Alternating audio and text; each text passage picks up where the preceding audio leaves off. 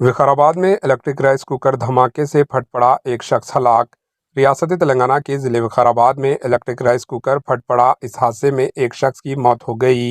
विकाराबाद की गांधी कॉलोनी के रहने वाले 85 साल शख्स ने इलेक्ट्रिक राइस कुकर पर चावल पकाने के लिए रखा था कि अचानक कुकर धमाके से फट पड़ा, जिसके नतीजे में मामूर शख्स झुलसकर हलाक हो गया।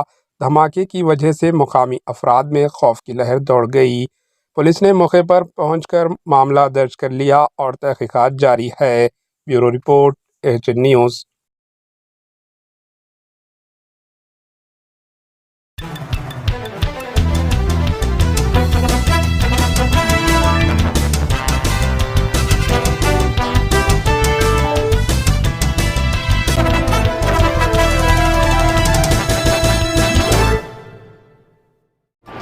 एचएन न्यूज़ को लाइक करें, शेयर करें और सब्सक्राइब करना ना भूलें।